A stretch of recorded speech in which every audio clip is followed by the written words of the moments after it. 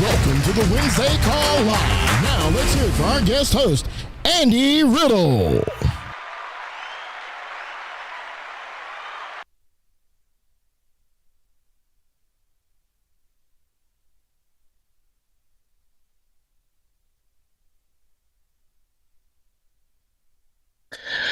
Some new stuff for 2026. Things we're excited about, things we're moving, things we got going on. And Andy had started this new group of people, which we are inviting everyone on this call into if they choose to.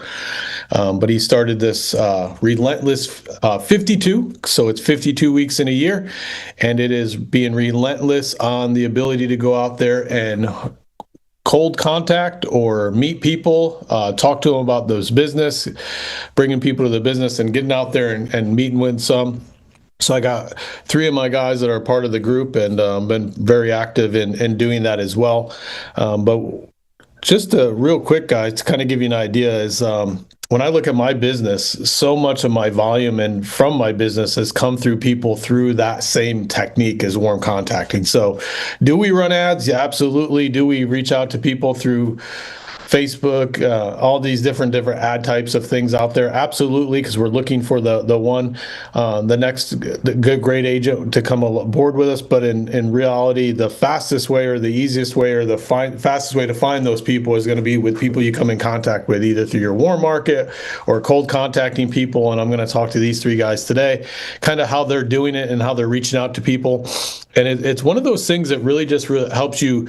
It feels slower because it's not like they're not licensed all the time. They're not this, they're not that, but they actually move way faster. It's one of those things that you'll see in your business as you do it. So I'm a big believer to do both, but this is the easiest and the fastest and the cheapest way to do it. And it's just I guess the hardest part of your ego could get hurt a little bit when someone tells you no to your face. I guess that's like the most expensive or costly thing that you can do. So if it is something you want to be part of or get part of the group and want to be part of the Relentless 52, get with your growing up line and ask how you can be invited into the group and be part of it. We have a WhatsApp chat. Actually today, Andy challenged all of us to go meet 5 people just today and go contact them. And I'm having dinner with them tonight, so I better go meet 5 people today before dinner. Or the pressure will be on at dinner to meet 5 people at the restaurant we're eating at. So just those kind of things that are out there and different things to cover. But one thing I love with the contacting and getting out there and talking to people is one of the strategies that Andy's taught me for years is always put pressure. Don't put pressure on your people, put pressure on your business. And what I always found was putting pressure on your business is bringing a bunch of new people and meeting a bunch of new people in your business. Then you don't put pressure. So like instead of me calling Jackson and wondering how much he sold this week and being like, hey, you got to get back on the phones, you got to do this. That's me putting pressure on Jackson. But if I'm in control of going to cold contact 5 people today, that's me putting pressure on my business to go meet 5 people and have 5 more new opportunities that may be businesses in my business. So it's one of the things that I've always liked with the cold contacting, the way to go out there. And it just keeps you moving, keeps you disciplined on the actions that you're doing to build a massive network. It's not going to happen this week. You're going to have a small network this week. If you go out there, if you meet 5 today, you're going to have a network of 5 more. But if you continue you continue to meet people every single day and do that, it's repetitive type stuff. So let's do this. We'll just start off kind of real quick since so we probably have a bunch of new people on here, but we got a bunch of veterans too. So some of them know you, some of them don't know you. But real quick, I'll just go around, give a little bit about yourself and a little background, what you did before you met us, and then we'll kind of go from there. Jackson, we'll start with you, man. Hey, my name's Jackson Cantey. Personally brought into this business by Anthony Browning through Jerry Burbage and Cassie, part of Riddle Nation, and just honored to be here. I've been in the insurance space for a couple years, have a background doing ACA and Medicare prior to coming on with the Alliance. Oh, man. Sebastian, we'll go to you, bro. Sebastian Chambers, billionaire, have mansions and yachts. I am from Latin America. down here in Lawton, Oklahoma, near Fort Sill. I was introduced to this business by a friend of mine. They actually had answered a Craigslist ad that Terry had put out. That's kind of a funny story right there. And after they met Terry, instantly decided that Terry and I needed to meet. I also have a background with ACA and Medicare before coming to the Alliance. And we're just excited. Been here since June of 2020. And just looking forward to 2026, being locked in, being relentless. Awesome, man. All right, Terry. All right, man. Thank you so much, Riddle, for having me on the call. Albright, Mathis, the whole Alliance leadership. I am pumped up, man. So my name is Terry Edwards. My wife, Tia, and I, we live in Kernersville, North Carolina, which is right outside of Greensboro, about 40 minutes from the corporate office. We got started with the Alliance about 11 years ago. Actually, April will be 11 years coming up. Wow, time flies, man. It's been 11 years.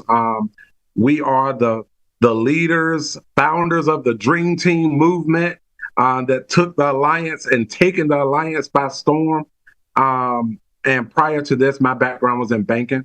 I worked in the credit union industry for 16 years. My wife, she was a social worker.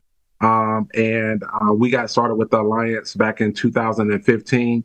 And it has been the single most bestest, I don't know no other superlatives to put it, experience that we've had in our life. It's allowed us to create some pretty cool memories, make some really good money, but more importantly, be able to help so many other people get what they came for. Awesome. Well, cool, guys. We'll get into it. So just to give you a clear idea of kind of what Relentless 52 is, like I said, it's an accountability group that we get together weekly, and we communicate through a WhatsApp chat. But it's mainly built to help you do the 3-foot rule of meeting new people out and about, and different parts of your life. I've traveled with all 3 of these guys, actually recently, and it's 3 guys I do not enjoy traveling with, just because when I do, the 3-foot rule is very difficult with all 3 of these guys. They're all very quick. They're all and they all kind of have like a network marketing background in their life somewhere, somehow, some past life in somewhere. And that's why I don't like traveling with them, because it's like, I don't have one. So they're just quicker. They're more well-trained on it than I am. I go to the gym with Jackson. He's talking to the guy over there. And then I go, Sebastian has the guy at the hotel lined up, and then Terry's all over him. It's a good problem to have, but I mean, they're not fun to travel with, because they're quick. You got to just be you got to be on your game when you travel with these guys well, at least we're on your team. I know, right? So I was with Sebastian in Dallas. He's like, "Hey, come meet this guy I just met." And I'm like, "No, I wanted to meet him before you did, dude. You beat me to him." So, but they're going to give you some of the strategies and stuff that we do. But it's not about selling. So the Relentless 52 is not a chat to talk about how to sell more or do more. Or it's how to meet more people and get out there and talk to more people in what we do. It's not about pitching. It's not about convenience of you do it when it's convenient to you. It's one of those, it's making it a habit in your life that it's something you do every part or every walk that you do all the time. So, and that's what I'm talking about when I'm with these 3 guys and I'm traveling with these 3 guys. It's one of those things where it's what they do, and that's what makes it tough when I'm traveling with them to do it. But what it is about, it's about relationships, consistency, and attention to detail of going out there and meeting up with people. So just to give you an idea, just real quick, the chat, if you do get part of the WhatsApp, this is like a WhatsApp for me, because some of the WhatsApps drive me nuts. This WhatsApp is about what matters and say it clearly. So if you need help saying stuff good with your manager, they can tell you how to say stuff clearly in it. It is not the place to wish everyone happy birthday. It is not a place to have conversations with somebody. It's like, "Hey, Jackson, how'd you do that?" And then continue the conversation back and forth through the WhatsApp. No, just text them, ask them. And that's the thing. It always gives me too, Terry. It's like when people ask people in WhatsApp what their phone number is, I was like, it's on the WhatsApp. It's right there. But so it's not for family emergencies. It's not for random questions. It's not for side conversations. It's not for distraction. It's for recruiting wins. It's for new people you meet. It's for people getting in class. It's people taking action, and it's movement stories. So it's those kind of things. It's which is kind of like I love that stuff. The other stuff is, if you know me, drives me nuts. I'm just like, Angela's family puts me on a group text, and I'm like the fastest person. It's like, who, if they don't have an iPhone, I'm mad because I can't get off. You know what I mean? It's like, I like when I can get out of this stuff. So, but here we go. So just to give you kind of a backdrop on what Relentless 52 is, what we're kind of looking for people to join and get part of it, and it help them grow their businesses in this year. You know, to really double, triple your business in the next year. So real quick, let's get into kind of some ways, some practices or ways that you guys go about meeting people and doing different stuff and getting to know people out and about inside of your life, and then if you do anything extra, like to even just go meet people on purpose, you know what I mean? To do that, we'll kind of go in the same order. Jackson, we'll go Jackson, Sebastian, Terry. But Jackson, if you want to just talk about some things or some ways that you go about meeting people out and about, and ways you've done it in the past that have helped you start building quickly. Absolutely. Yeah, I mean, for me, what I was taught previously in network marketing, so I had a lot of this experience coming in, was, you know, there's two types of people in the world. There's people you already know, and there's people you have not met yet. And one of the guys that was mentoring me and teaching me, he told me, like, look, you already know how to meet people because when you were born, you didn't know anybody. You didn't come out with a contact section full of people that you had met. So if you've been alive for whatever amount of time, like, you already have the skill set in you to meet people. You already know how to do it. And that was very comforting to me. And I remember the first time, like, kind of trying to strike up conversations with people, being just so, like, nervous, and kind of scared of what I was going to say. But what's really helped me over the past is to realize, one, people are never rejecting me. They're just rejecting the opportunity. So for me, if I talk to 20 people, and I'll kind of walk through what I say and how I do it, but if I talk to 20 people and I get nobody that is maybe interested in building an insurance business or coming into the financial service industries or making extra money, I just write it off and say those are 20 unambitious people, right? I mean, for me, if somebody comes up to me, and I don't care how they say it, but say something along the lines of, you know, do you ever keep your options open for other opportunities and ways of creating other streams of income in your life? I'm going to at least say, what you doing? Like, at the least, figure it out. Like, what are we selling? Is it legal? How illegal is it? Like, are we talking prison time, fines? Like, you know what I mean? Like, but no, for real. Like, so for me, I just never felt like people were rejecting me. They were just rejecting opportunity. So my favorite place, I meet people everywhere I go. But my favorite place to meet people is the gym. I was a personal trainer. I go to the gym typically 5 to 6 days a week. And people are there, you know, and they're standing there, you know, so I like to go up to people. For me, the best way I know to go up to people is to ask them. Like, I try to pinpoint something they're wearing.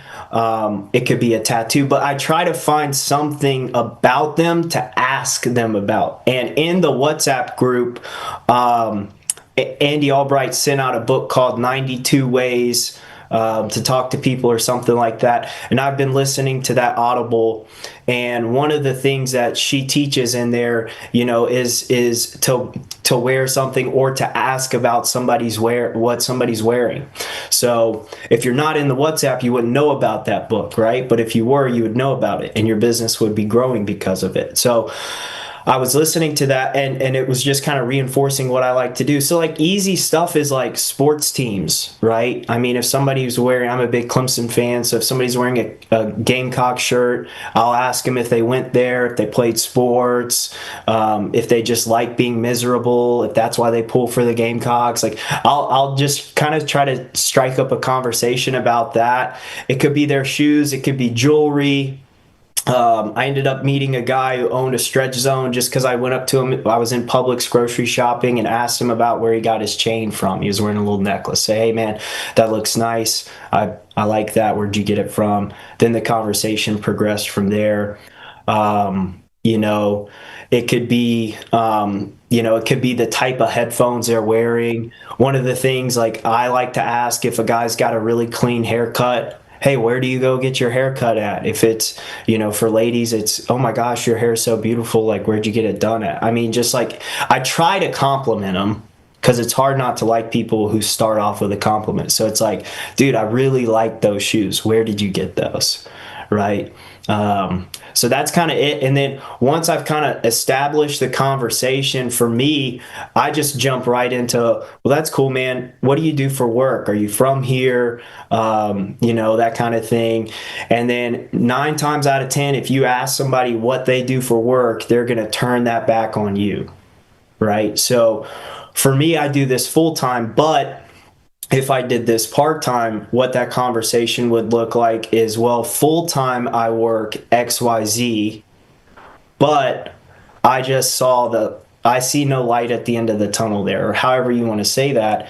And, kind of have almost a, for me, when I say it, I want them to feel something. So like, I'll just say what I say, but it's like, man, I worked in corporate. And I didn't like somebody controlling my schedule. I didn't like having to ask another grown man if I could take off time to spend with my family. I didn't like somebody dictating how much money I made. So I had one of my really good buddies. He was selling insurance and kind of started talking to me about it. And so I started doing it on the side. But I very quickly got to where I was making more money on the side than I was making at my job, which I didn't like. So it didn't take very long for me to realize maybe I'll just go do that full time. And it's been incredible. A lot of freedom, a lot of flexibility, big opportunities for promotion and scaling there. But what about you, man? Like, I mean, you said you're working at XYZ company. Like, is that like your end goal, or are you maybe hoping to maybe do something more? I mean, and I'll tell you, some people go, well, I got a good job, they give me good benefits. You know what I mean? Like, or they'll be like, oh, well, I just got a 8-cent per hour promotion last week, so I'm excited about it. Or, it's so funny when you offer opportunity, people that were complaining about their job 30 seconds ago start explaining to you why they love their job now. I don't know if y'all have ever had that, but I'll have a guy be like, yeah, dude, my job sucks. Well, hey, man, do you look for opportunities outside of that? Oh, well, I mean, this company's great, man. I mean, I've been with them for years. It's like, that changed. But it's how many times can I have that conversation? For me, I find, and like numbers help me. I find 1 out of 4 people I talk to are looking for opportunity. So I know that if I go talk to 20 people, I'm probably going to meet. So with this challenge to go meet 5 people, now I know I need to go have 20 conversations minimum, right? But that's kind of how I do it. It's just, strike out conversations. And at the end of the day, Zig Ziglar, you help enough people get what they want, they're going to help you get what you want. So like what I'm really looking for is people who have ambition level past what their current opportunity provides. Right.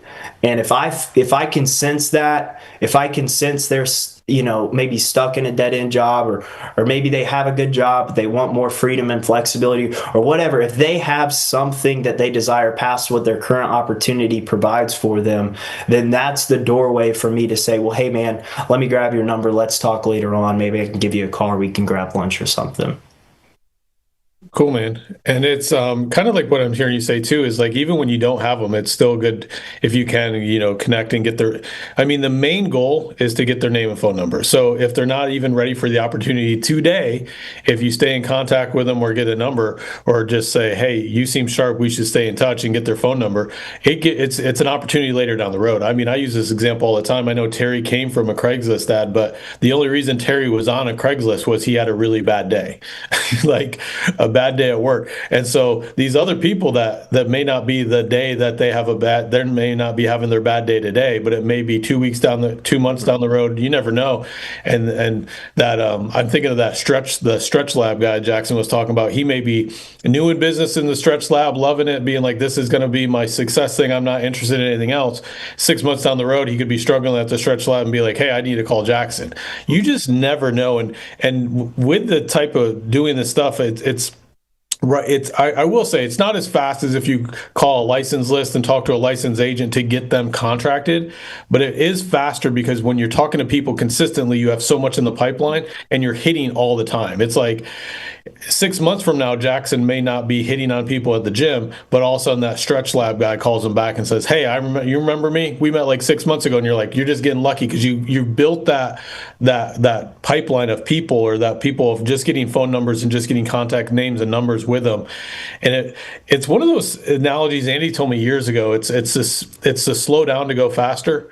And I'm not much of like a race car driver, but I understand how they work. When you go into the turn, you got to let up a little bit. You know what I mean? You can't be going 200 miles an hour into the turn and try to take the turn. You go flying into the wall, you go flying off the track or whatever it is.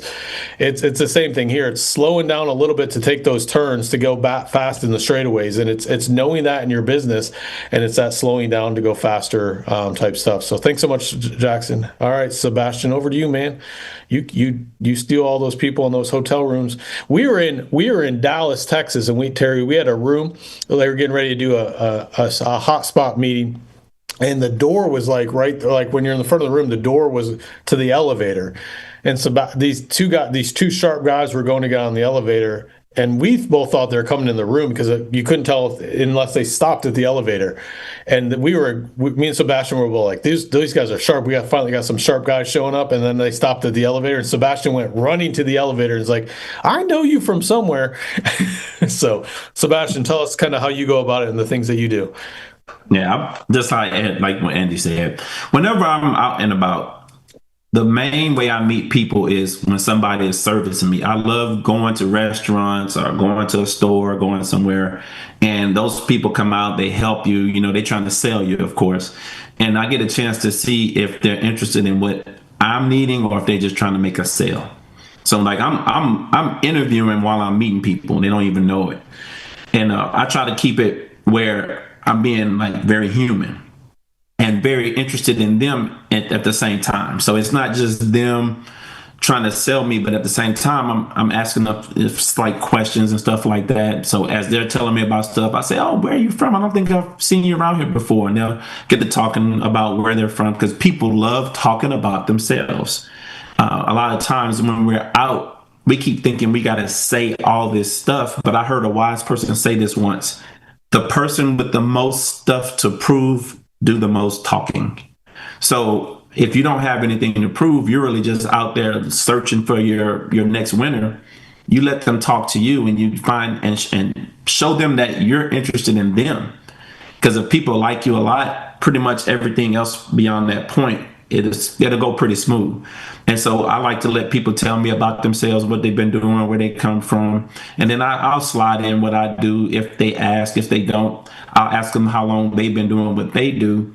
And then especially if you're out buying big ticket items, people always want to know what you do. And that's your chance to talk to them and let them know. And if you just take some of the nuggets from what Jackson just said, you just let people know where you came from. Jackson and our story is almost identical, except I worked for the government. I was with the government. It wasn't getting me anywhere fast. When I got started with this opportunity, I wanted to make an extra $1,000 a month. So me and my wife can go on a few date nights. I had 2 children in college, big college, not little college. They both went to private college. And even though they have scholarships, scholarships don't pay for food, don't pay electricity, don't pay for all those little things they want to do, trips with their friends. And we just wanted to have extra money to do that. So that's a story that I'll share with people. But most of the time, I'm just out in the community doing what I do naturally. And if somebody's servicing me, I just show interest in them. We tip very well. We do our tip at the front, TIPS, to ensure prompt service. We tip people big when we show up, and eyes light up, and then the next thing you know, 5 or 6 other waiters and waitresses are coming by and seeing if you need something, because if you tip up front, they run back and tell somebody. We did that one time at a restaurant, and the owner came over and talked to us and thanked us for doing that, and we had a whole conversation. It was pretty cool, and it's a restaurant we frequent. So just connecting with people, being real, being human, showing interest in them, and then if I like them, then I'll pitch the opportunity, because that's something else that I love. And over here with Terry and Jason and you, Riddle and Albright, we try to work with people we like. We're not just trying to recruit anybody. I'm not throwing my pearls to swine. I'm looking for sharp individuals that are ambitious and who want something out of life. So for me, it may take 2 or 3 conversations before I even present the opportunity. It's not very often that I'm presenting opportunity when I'm meeting that person. It's very rare. They have to be super, super sharp, and they have to ask me if I'm hiring or something like that for that really to come up in the first conversation. So, Sebastian, kind of what I'm hearing is like you're more concerned about the relationship, building a relationship, building that network. If it turns into a business relationship down the road, great. If it doesn't, it's great. In that sense, is that what am I hearing you right? Is that kind of where you're going? Definitely. It's really important. People hang out and stick around with people they like and trust. So sometimes we can try to develop that too fast. I'm one of those people that call from a state license list as well. And I went back just this past year and evaluated our business. The majority of the people that are still with us are the people that we knew ahead of time, or people that we developed a relationship with. My state license list people, they will quit on you in a minute. If they don't like what's happening in the first 3 or 4 weeks, they go into some kind of witness protection, because they don't even take your call no more. I don't know. I can't find a lot of them, and they swear up and down you did them dirty, and heck, we didn't even have a chance to form a relationship. I don't even know where you live, but that's neither here nor there. But basically, for me, it's just building that relationship, building up those levels of trust, seeing what kind of loyalties they have, if they have any, if they have a mannerism that shows that they like to stick and stay, not people that just quit and complain, Tactics over relationship over tactics. And that's awesome, man. All right, Terry, over to you, my man. Man, Riddle, I am so fired up. You know why I'm fired up? Yeah, I'm on the TWC. This is your wheelhouse too. This yeah, I love everything about it, right? So it's funny. My line brother that I pledged a fraternity with in college, he just got in today. he on the call right now. His name is Spencer Faulkner in Oxford, North Carolina. I am fired up out my mind. It's like I feel like a hunter, right? Well, I'm a hunter. When I go out in the woods, I'm coming back with some meat. Ain't that right, Jackson? Ain't that right, fellas? Listen, I feel like I've been chasing this big buck for 3 years, and I just got him. I get fired up about it because the how-to is important, but I'm very big on the why-to. So why will I talk to people about our opportunity?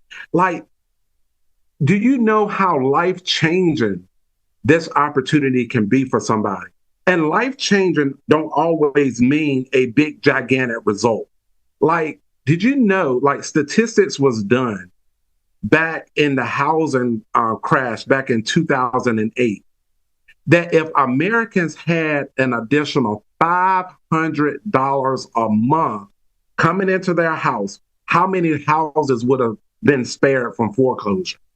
So I feel like I'm a center of influence, that people that get to know me are going to be blessed because they know me. Whether they get in my business or not, they're going to be blessed. It's like We was talking with a new agent yesterday. Her name is Nicole Kaysen out in High Point, another warm market person. Like, I recruited her uncle, who I went to college with. We still best friends. I recruited her uncle, and she's just now getting started.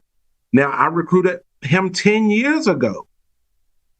And it's like, she was like, well, Terry, I appreciate, the culture within the Dream Team, because even before I started, getting contracted, I was using some of the principles that you were teaching at my hair salon, in my own business, and my business has started to get better.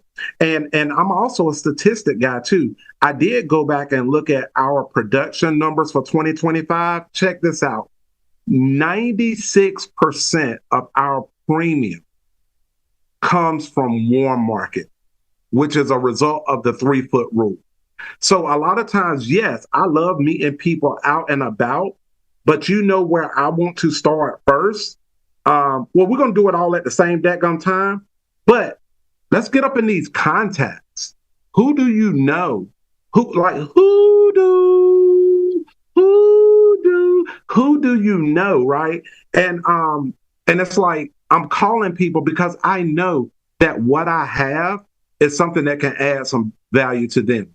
Now, sometimes people don't like recruiting because they feel like they're trying to go out and sell people and make them, they got to be this awesome charismatic closer.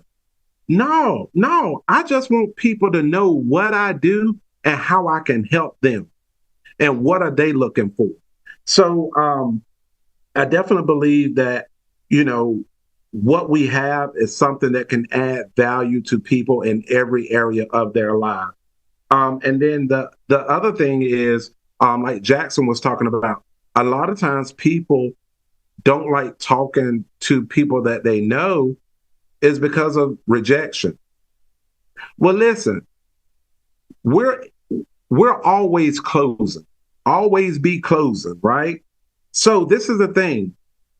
If they say no to this opportunity, they ain't saying no to me. Like, how can you say no to me? Look at me. I'm the prettiest. How can you say no? Right? But guess what?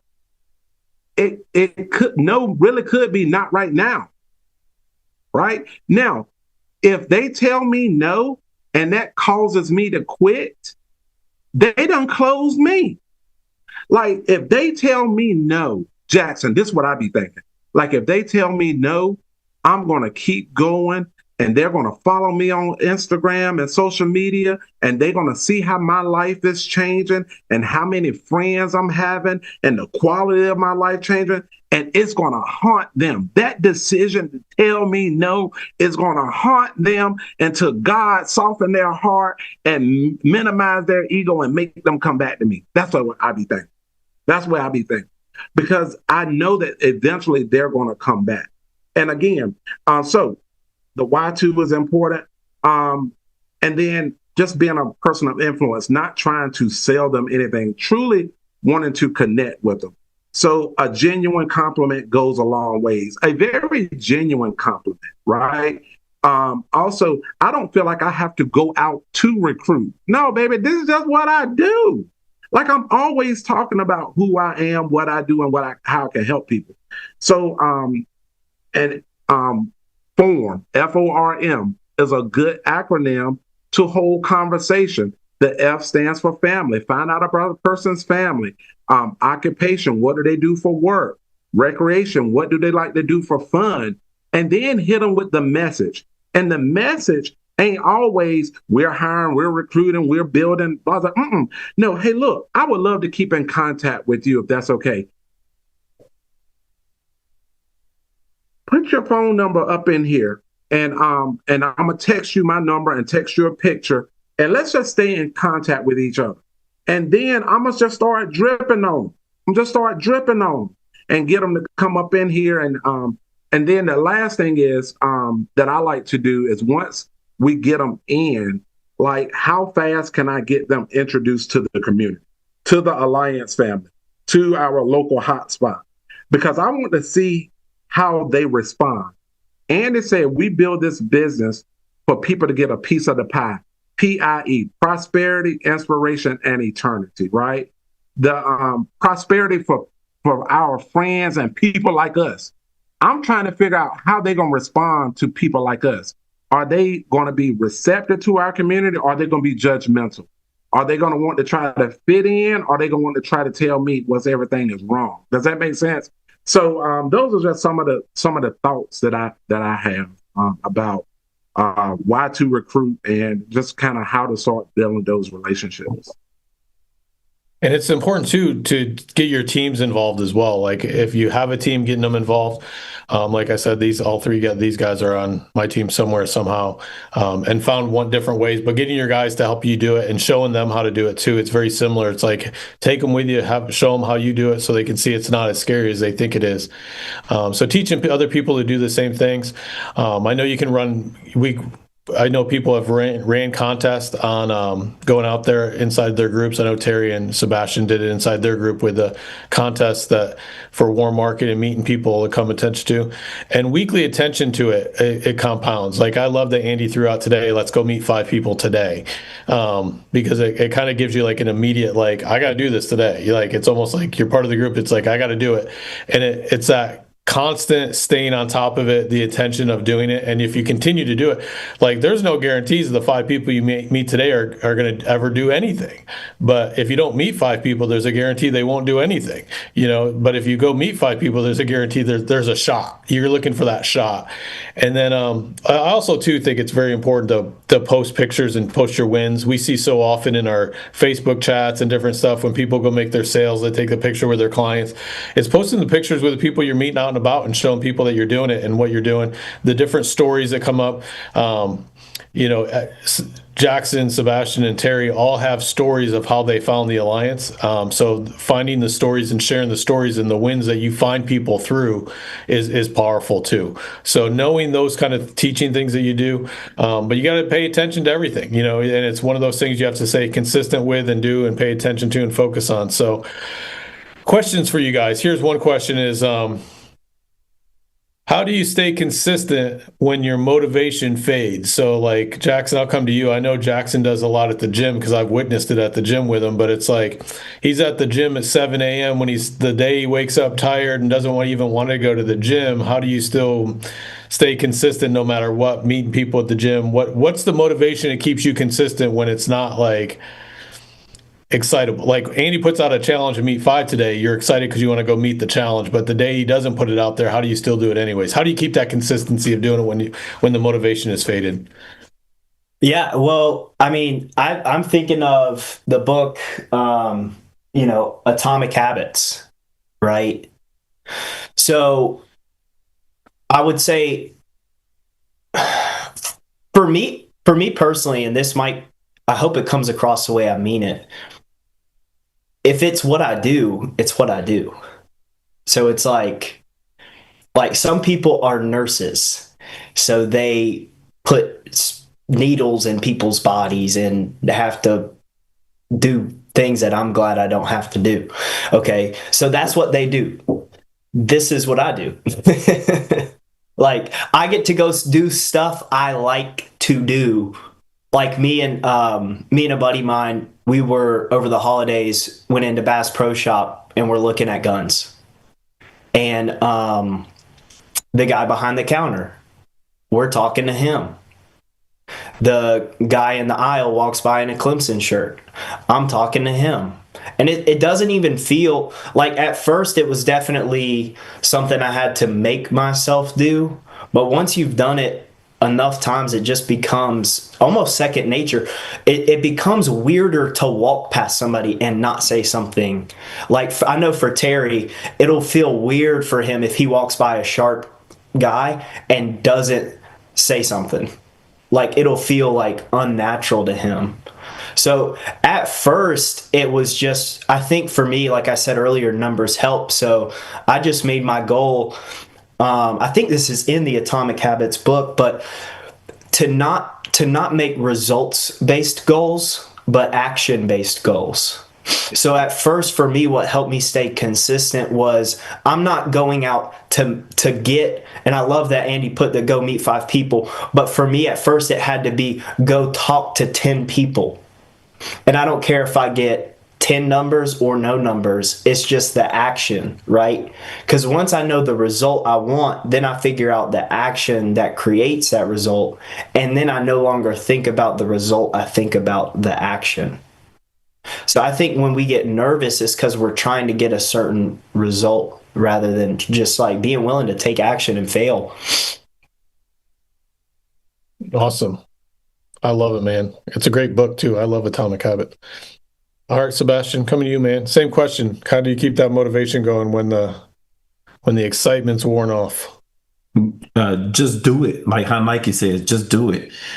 I found in my lifetime, for instance, I like electricity at my house. I like water when I turn on the faucet. When I eat, I like to open the refrigerator and grab something, maybe cook it, or go to a restaurant. All those things take money. If I'm not meeting people and I let that happen for too long of a period, money will start going like this. Because what I do, it affects people's lives. I'm out in the communities. My wife and I, we've made a promise that anytime we travel anywhere outside of this area, to take advantage of touching people, and not for the sake of doing anything other than just touching them. Me and Terry have been talking. I just hired my college buddy, James McCrae, and his wife Renee. They down there in Dallas. This is how it happened. On the way to the cabin, this is something that LaQuinta and I do.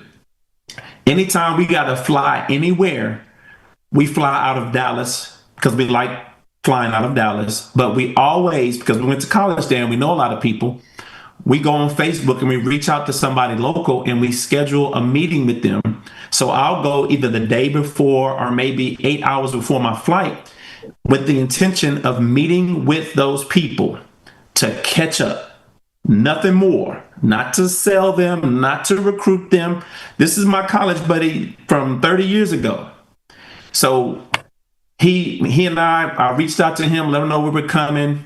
He started sharing with me some things, stuff that's been going on in his life. I told LaQuinta, we definitely going to sit with them. We went, sat, and met with them, and we're in the restaurant. We're just talking, just catching up, having fun, just laughing about old times. And business comes up. And I said this to him. He and I both were in Amway the same time that Andy Albright was in Amway. And this is what I said at the table. As we started talking about business, I said, man, I just got to tell you, this opportunity that we're doing now, that stuff that we were talking about at Amway, LaQuinta and I are living that right now. When we were in college, we wanted to make $8,000 a month from Amway in '92. I said, bro, I make that in a day sometimes. He started laughing. He was like, talk to me more about this, what y'all doing. And I looked at LaQuinta and I had to hold everything back because I knew if we had that conversation and fleshed it out, I knew what was going to happen. So I said, well, let me tell you what happens. So I explained to him, I started talking to him about the opportunity. Well, we're in this restaurant. There's 6 televisions around us. North Carolina basketball game is on. The camera pans right in on Albright. Now I'm getting ready to go to the cabin and I turned and I looked and I said, dude, I said, what I'm talking to you about right now, I said, you see that guy on TV right there? I said, that's where we're going. We're going to hang out with that guy. And we just started laughing. But our intention was connect with our friends from college, just see how they're doing, check in. And it evolved into, we come back from the cabin and we were very intentional. We said, well, we're going to be landing on this day. Let's meet for breakfast. We met them for breakfast after we got off the plane, set up a time to get them enrolled. They took the class this past weekend with Mr. Quick, and they're taking their test this week. And yesterday, got their tickets for NatCon. So it was just being intentional. So for me, my wife and I, in our minds, we're intentional about everything that we do, and we know regardless to how we feel, we could have had an argument on the way to that airport, but when we got there, nobody would have known about it because the intention was catch up with our friends, see how they're doing. Because we don't know where people at, we don't know what they're looking for. But I know that I have something that if people see it the way that we do, it's going to touch their lives. And that's something that we learned from Terry and Tia, is just be who we need to be in those moments. Don't worry about making a sale. Don't worry about, trying to convince people that this is something good. Just talk to people, see where they're at, let them know what we're doing. If they show interest, take the next steps. So that's how we are very intentional about it and how we go about it. Even when we don't feel like it, we keep taking those actions so we can keep enjoying life. I love it, man. Same one for you, Terry. Yeah, so thinking about my frat brother that just joined, I know he listening. I just remember too, he was the best man at my wedding, and Tia always tell me he pulled her to the side before we got married the night of the rehearsal and said, "Are you sure? Are you sure you want to marry that joker?" But how do you keep going when the motivation fades? See, this is what I know. Consistency ain't built on motivation. It's built on identity. It's built on systems. And it's built on standards. So what I do is my identity is tied up into my work. I have convinced myself that me doing my business is God's work. So if I stop, it ain't just I'm doing bad, I'm just hurting my business. I am letting my God down. So some people, I heard T.D. Jakes say it this way: God's gift to you is an opportunity. What you do with that opportunity is God's gift back to him, your gift back to God. So it's like, how can I turn this vocation into something that plays into my faith, right? And that goes into also playing for a higher purpose. Like, I love playing I'm playing for my God, but I'm also playing for my family. Like, I want to make sure that my children look at me and Tia. They don't have to look outside of the four walls of our house for a mentor, or, you know what I'm saying, like a celebrity. You know what I'm saying? They could just look at me and Tia and say, my mama and daddy, despite how they felt, they got up and they performed every single day. Playing for the Alliance family, right? And every time Andy Riddle and Jason draw their group, I want to be the furthest thing to the left of their group. I don't want them to have to wonder, am I in or am I out, right? Playing for my dream team family, showing them it's worth the effort. Like, is it going to be worth it? Absolutely. Like, I am not the same person today as I was in 2025 because I'm continuing to stretch myself because I want to be a hell of an example to my dream team family.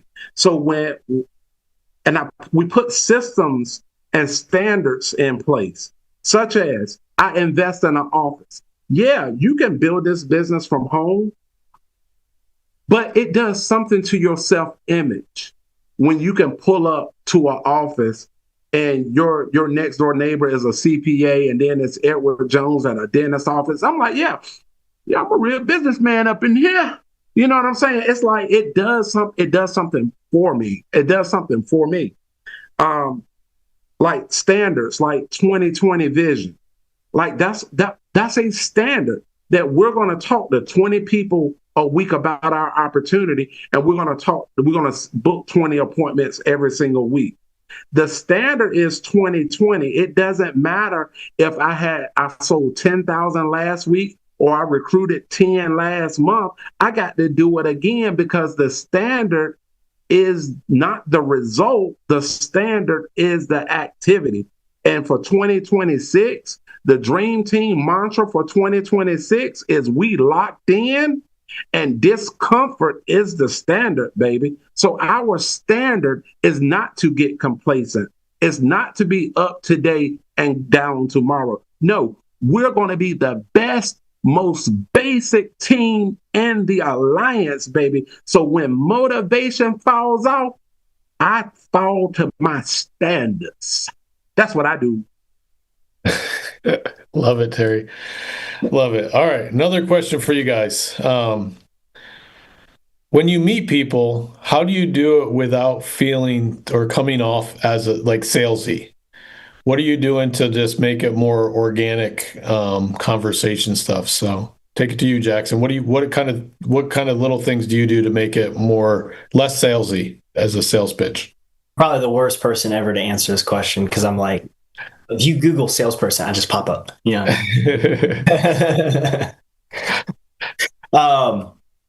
So I had this thought too, and not to ignore the question because I promise I'll answer it, but like, I think one of the biggest things, and I'm looking across the screen, and then I'm also thinking about some of the people in Alliance who have just incredible businesses. And it's not just that they're really good at meeting people. They're the kind of people you want to be around. And I think maybe that does answer my question, but it's not just about, can you go meet people? It's, can you meet people and then they want to talk to you again? Right? It's like I love being around Terry. He didn't know this at the cabin because I didn't tell him, but I was just watching him just because he's one of the funniest, coolest guys to watch. I mean, he's got an incredible charisma.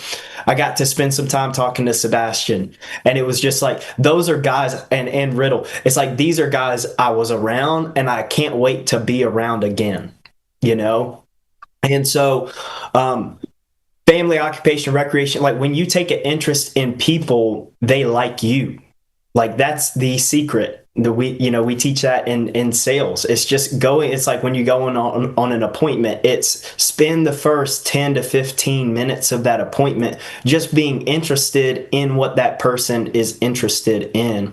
And so, yeah, meeting people is important, but also being the kind of person, and for me, that wasn't natural. Like I've had to read a lot of books. I've had to, go to a lot of, AIT cabin events. And every time in the, these conferences, every time I'm around these people, I'm not just learning what they're teaching. I'm learning the characteristics that these people have, so people want to be around. But I mean, at the end of the day, it's really just taking an interest in people. And like I said earlier, it's just, for me, it's trying to figure out like what this person wants out of life, right?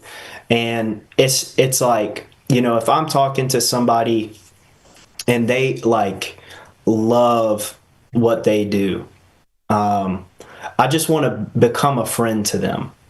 I'm thinking of a guy I met in the gym a couple weeks ago, and he would kill this business, but him and his brother are starting a real estate company, and that they're in love with it. They love the idea of it. I've got his number.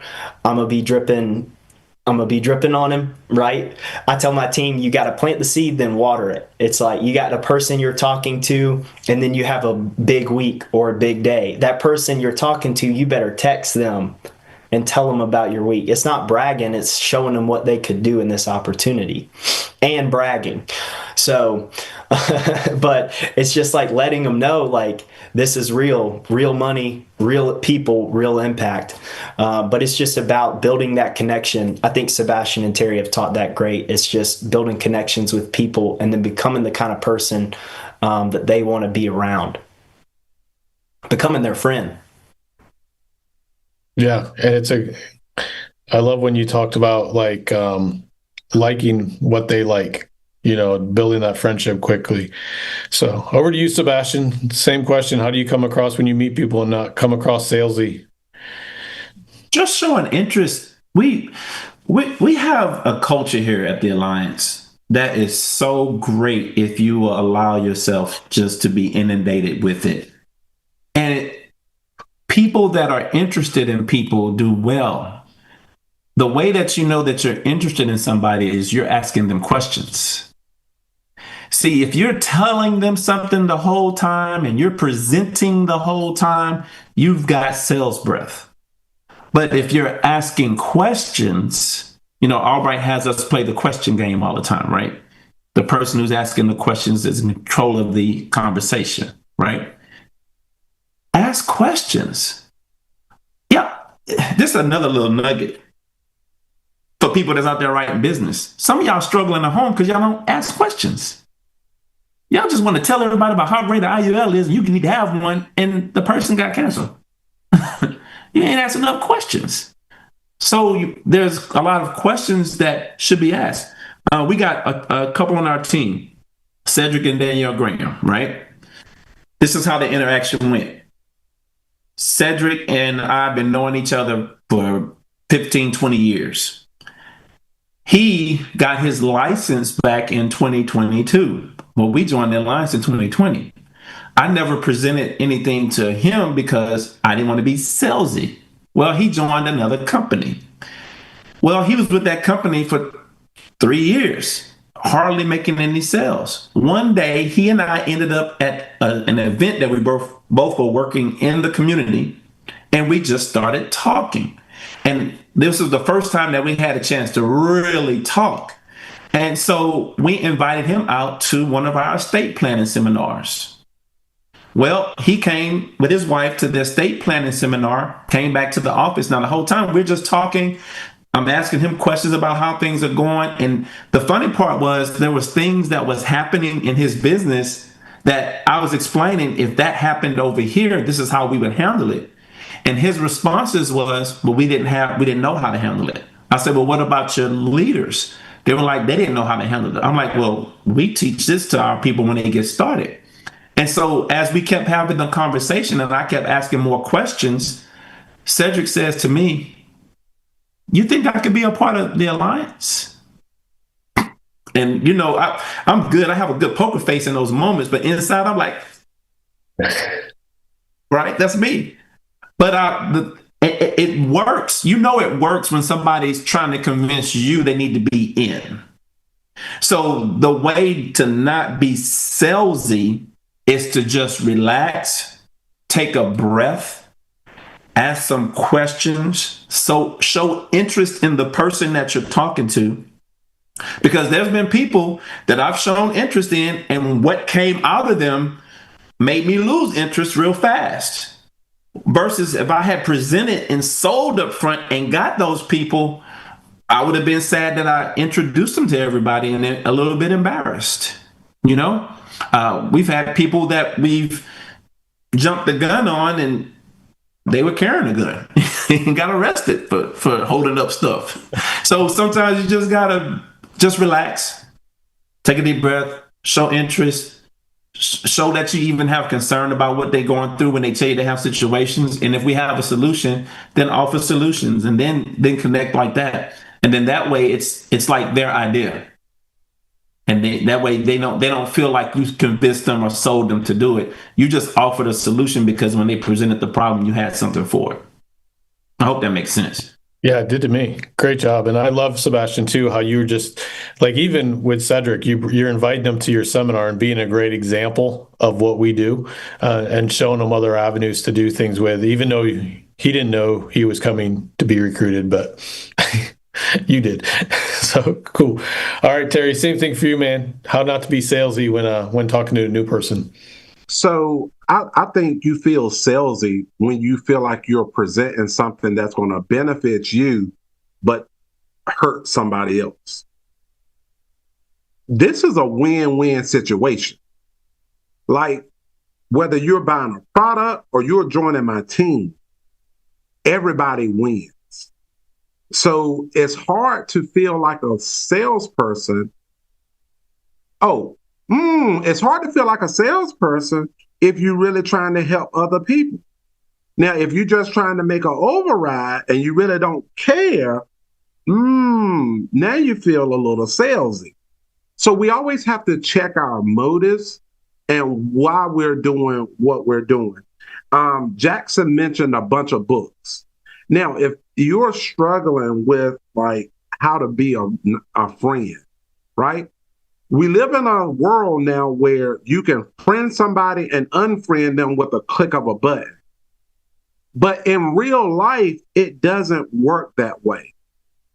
you don't build a friendship just by pushing a button. No, you have to invest time. You have to invest money. You have to invest energy. A lot of times, way more input than the return on the front end. But over time, the compound effort of doing that, you're going to reap a reward that you ain't got room enough to receive. So if there are people out there that's struggling with building friendships because it's not done online and it's not done at the click of a button, inside of the 8 steps to success, I am very big on tools. I remember I was told this way: as tools flow, so does your organization, so does your income. So the more tools that you have flowing through your organization, the more money you're gonna make. So I buy these books by the cases, the 8 steps to success. On page 89, within the 8 steps, there are best relationship books. How to Win Friends and Influence People by Dale Carnegie. How to Have Confidence and Power in Dealing with People. I like this one right here, Skill with People. That book ain't about 10 pages. You can read that book in one sitting in the bathroom. 17 Essential Qualities of a Team Player by John Maxwell. 17 Indisputable Laws of Teamwork. So a lot of times when we start talking about being salesy, we're thinking about a transaction. Whereas when I'm doing this business and just living my life, I'm thinking about a relationship, and I'm trying to sell a feeling. Because what I know most people want is this right here. They want to feel heard.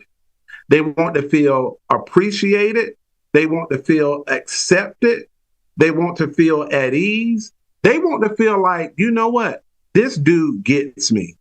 He's asking me a lot of questions. He's getting to know me. It was crazy. I was talking to Trey Askew on Sunday, and I was recalling a conversation, and he told me some very intimate things in that conversation. I was walking through the airport in Houston talking to him, and he said, "Tara, I told you all that the first time that we talked on the phone." I said, mm-hmm.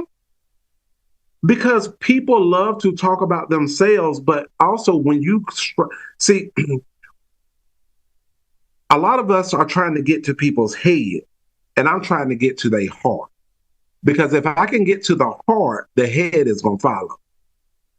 So getting past surface level conversations very quick.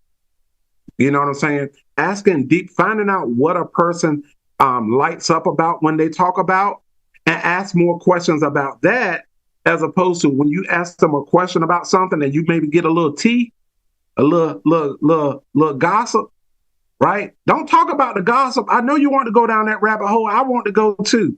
But if it's not bringing them joy, we ain't talking about that. I'm trying to get them happy, not sad.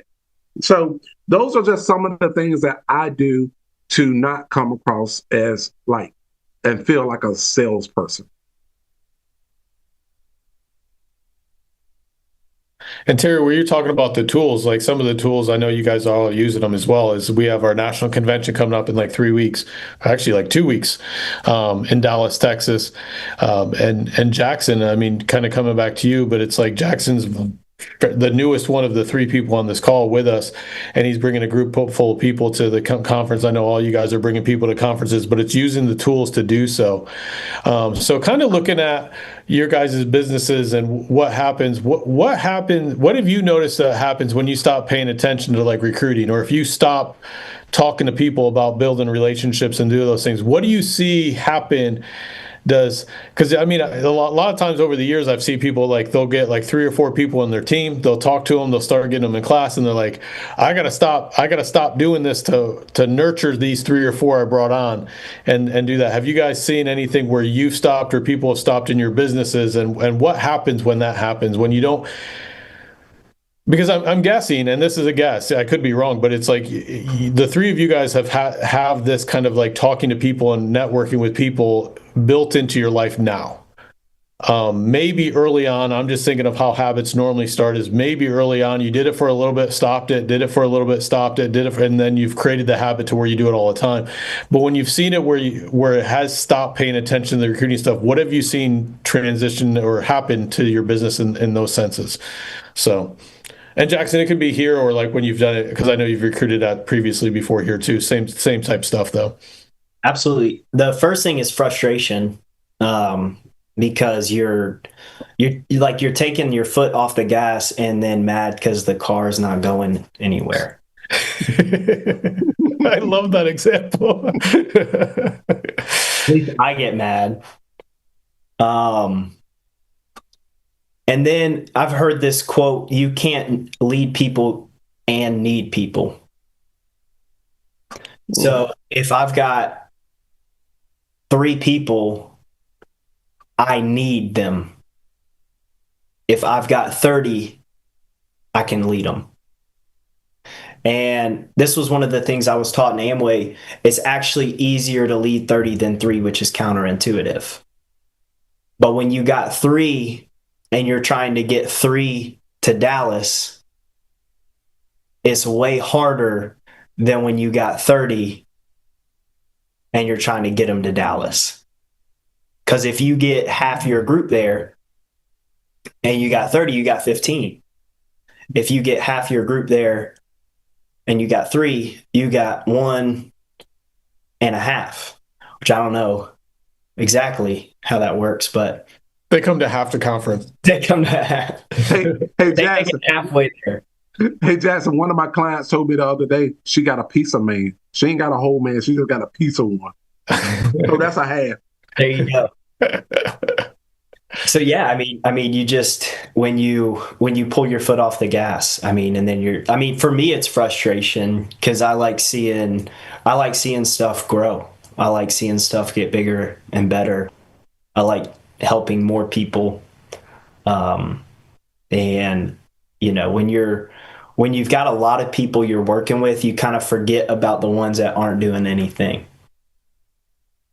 and you let them, hang around and take their time and take 6 months to get their license. Cause that's fine. Cause I got 3 other people or 6 other people who got their license in a week. So you keep studying, Bo. I'm gonna work with these guys over here till you get it figured out. I liked your gas, like taking your foot off the gas and expecting the car go faster, but I like you can't need and lead at the same. Like I like that one. It got better as you told me more stories. So I love it, man. Sebastian, same thing for you, man. Have you ever let up on recruiting? What did you see? Numbers and everything go down. You start seeing the overrides dip. Momentum tends to go away. You sit down, you have pity parties. Oh, this business is not working. No, you're not working. So we just have to remember to master the mundane. That's something that Albright talks about all the time. Mastering the mundane, the same things over and over, the fundamentals over and over again. Techniques change, but fundamentals don't.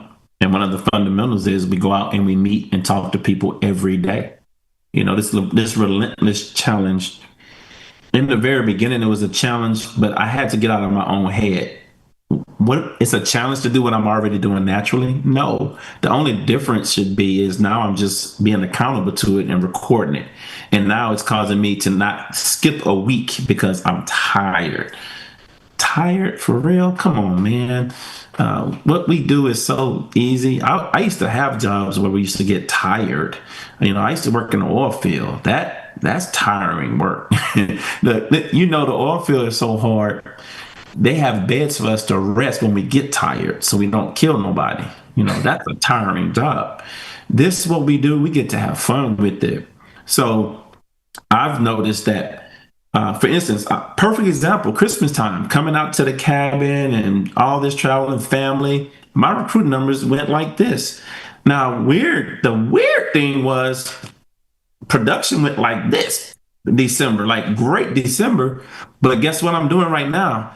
I'm like that little mouse in the hamster wheel, and I'm going like this, trying to make sure that the momentum stay, versus if I just would have kept working right through it, it would just be more of a just like, you spin the basketball on your finger. At first, you got to hit it real fast like this, and you let it go, and then now you can just kind of pat it. So letting off is kind of like expecting the ball to keep spinning on your finger, but you didn't pat it to make it go. You got to give it something to work with, because it ain't gonna just stay there. So you gotta stay moving. Motivation is overrated. You just gotta be disciplined, stay consistent, keep it going. That's right. The moment you stop fighting, or the moment I stop fighting for what I want, what I don't want takes over. So it's like the enemy, your adversary, ain't gonna stop. And the moment that you stop, you give them ground to cover and catch up and probably overtake you. That's what I've seen happen with recruiting. When my recruiting is down, so is my personal production. Because we say we owe people two things: an example and an opportunity. When we are giving people an opportunity, we owe it to them to show it to them an example. We got to show them elbows and you know what else. You know what I'm saying? So as recruiting, I heard Fitch say this a long time ago. As recruiting goes, so does production. So like every time that I've slowed down on recruiting, I've actually sold myself that I don't believe like I say I believe. Because if you believe, why would you stop? So now I got to keep staying around the fire. And this is what's kept me in the game, is the community. Like, I want to be looked upon as a person who don't just talk the talk, but dadgummit, they walk in the walk. They do this business in season and out of season. And now it's like, I was talking with my staff. Me and Tia was meeting with our staff this morning. It's time to level up so that when I do go to a convention or when I do go to the cabin, my recruiting still should be going on. It's like when Andy Albright leaves Burlington, his business don't just stop. It keeps going because he have recruiters, he have staff to make sure that he's duplicated himself over and over and over again. So that's what we're doing now, is looking at our staff saying, hey, listen, we got to turn it up. And we're going to do it using QQS. There's a course out there called Albright Mini Mindsets. And it talks about QQS. Like, we have our staff signed it. The first Q stands for quality. We're going to do quality work. We're going to do quantity. We're going to do a lot of it. And the S, we're going to do it with a spirit of dadgum excellence. We're not going to be in here moping around. If we suppose if our shift starts at 8:30, at 8:25, we locked in, because discomfort is the standard. You know what I'm saying? So that's what it is for us, man. It's like, whatever we see our recruiter numbers, we know volume is chasing our recruiting numbers. And I am allergic to no growth. I love it. So, and the idea of this group and the Relentless 52, it's an open group, so everyone's invited in, but there is requirements to stay in it. So to stay in it, you're invited. Everyone's welcome in. To stay in it, it's earned. You got to actually do stuff. You have to keep moving. You have to do stuff. So kind of like what you're saying, Terry, like, to continue to grow, continue to have stuff. To stay in the group, you have to do it. To give you an idea, to keep it simple, to be engaged, it's 10 contacts a week. So you're talking to 10 people a week. To be committed, it's between 15 to 24 people a week. And to be relentless, it's over 25 people a week that you're contacting, and you're doing stuff. So just knowing that those things that you're doing, and just you get to choose your level. You get to choose which level, how many you're going to do. Promotions is expected. So if you get consistent doing 10 every single week, try to grow. Like Terry was just saying, their model for their team is once 10's comfortable, start doing 15.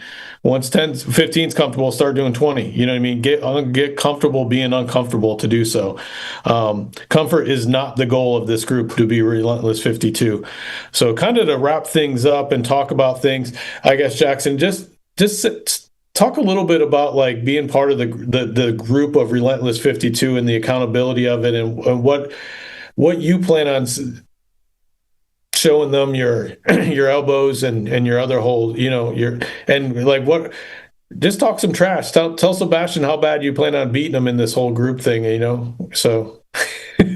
Oh.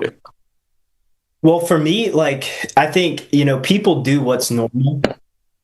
Like, human nature is like try to fit in. So for me, it's like, what group do I want to fit into?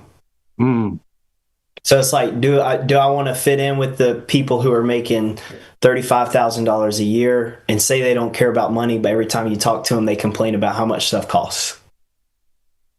Thought you didn't care, right? Or do I want to fit in the Relentless 52? And I'll tell you, be careful about joining it. Be careful. Like I'm serious, because I was moment of vulnerability here. I think it was like Sunday night. I had done some meetings with some guys on my team, and we were having some people over, and we had been doing a bunch of stuff, and I hadn't been out. And then right before bed, I opened up the Relentless 52, and there was just people. I met 88 people today. I talked to this guy. I went to this restaurant, and I recruited the whole restaurant, and they're all in class right now. I mean, and I was just sitting there like, I'm bad at this. I need to level up. And it caused me to say, like, I've got to do more, right? I want to fit in with this group.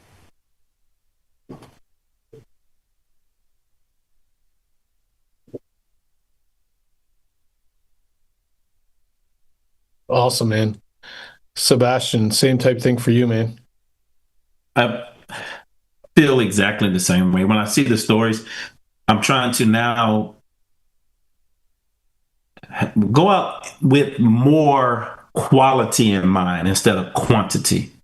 Initially, I wanted to go out to the mall or go out in the community, just start getting names, taking pictures, just to throw stuff in there to say, ooh, look like I'm doing something. But I said to myself, number one, it's not a competition. It is a competition, and I'm going to win. But it's not a competition. It's about lives here. And how many lives can you change? So what I did was I said, I'll make it a competition to change the most lives. So now I'm going out with a little bit more intensity, way more intentionality, making sure that I'm speaking very clearly when I'm talking to people, showing interest in those folks. And when those folks are excited about life, posting it and sharing it with the team, just keeping the momentum going, making sure that I'm contributing to what the cause is. Because like this right here, the Alliance, this is a cause. I mean, we're out there with a purpose. We're here. It's a war against poverty. You heard Terry say it. Andy, you said it. We've heard Albright say it. It's a war on poverty. All these people we're running across, and they're saying, is there something? They're praying. We had people tell us, I was just praying last night, asking God to bring something to me, and I believe this is it. We got a lady on our team, Dr. Shanika Berryman. We got to talking to her, and she just called me back. We had my office had called to schedule an appointment to talk to her about getting her about joining the Alliance, and she called back and she wanted to talk, and we had this conversation for like 20 minutes. And she was asking me, she said, what do y'all do in the community? And I told her all the things we do in the community. Now, can you imagine if all I was doing was selling all the time and I wasn't in the community helping out? She joined us because of our community events and the things we do to help our community that some of it we don't get paid for. But we had that conversation. And so now I get to share stories like that in this group and inspire people to be more than just a salesperson, be more than just a recruiter. Be a life changer. Be somebody that's out here. So I'm reminded every day when I see those messages, like if I sit with a client and I spend an hour with them, and I go back to Relentless group, that's 30 messages that I missed of people saying what they did. So some of us celebrate when we have a victory, and we say to ourselves, oh, I got this sale. Well, now Relentless is reminding me, all right, sale is done, but get on to that next thing you're supposed to be doing and find that next person you're supposed to be helping. So this group is really making me aware of every moment of every day that I'm about purpose. I'm about my Father's business. I'm about changing lives. I'm about being accountable to Terry, being accountable to Jason and Olga. Terry and Tia are like an example to live up to. You and Angela are amazing, and I want to be an integrity partner. And if I'm gonna get to that level like you guys, I have to remember this Relentless thing is a part of that process. And Andy and Jane, I mean, God, I thank God for that basement. You know what I'm saying? Like, he had this in his mind all this time, and it's just going like crazy. And I just want to have that I do for the world. And so this Relentless group is helping me understand that, and it's reminding me of that every day. Awesome. Eric. I forgot the question. Just talk about like what being part of the Relentless group, what it's doing for you. Kind of what you see from your team. Oh yeah, that's right. Yeah, what being a part of it mean is this right here. I'm gonna be a builder. I ain't gonna be a spectator. I'm gonna be unified with the vision of Relentless 52. I ain't gonna be the one that's down talking it, causing division, because when there's two visions, there is division. I'm gonna be disciplined, but I ain't gonna be nobody's distraction. I'm gonna be committed. I ain't gonna be just doing this thing casually. I'm gonna be locked in to Relentless 52 until the work is finished. And the work ain't finished as long as we got people on the dream team or in the Alliance family that's concerned about affordability.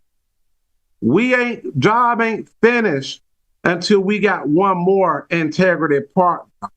Job ain't finished until we got one more successful business unit. Job ain't finished, baby. So being a part of Relentless 52 goes right into being locked in, baby. Let's go. Love it. Thanks so much, guys. And guys, just so you know, the group is open, but it is earned. You got to stay in it. You got to earn it. Just a final thing about Relentless 52. If you're willing to pay attention every single week, be part of the group, follow the instructions, hit your numbers. Like I said earlier, Andy put out the number. You got to go meet 5 today. That's why I'm going to be quick today, because I got my 5. I got to go still meet. I've been traveling all that morning. But it's doing the numbers and doing it. It's okay. It's not for everyone. Don't waste your time if that's not something you want to do, and go do it. And don't waste ours either, but it's there. But I am telling you, there is a WhatsApp group. Make sure you get, if it is something you want to be part of, get with your growing up line, you become part of it. Pick the level that you want to do on a weekly basis now and challenge yourself. Not something you're currently doing. Get, the 10, the 15 to 24, and then the 25 plus. Pick the level you want to go at, and then start doing it today. Go get your 5 right now today before the day's over. I know we're over halfway through some of your guys' day, but you still got time. You still go get your 5 today, and we'll see you guys soon. Have a great day. Thanks, guys.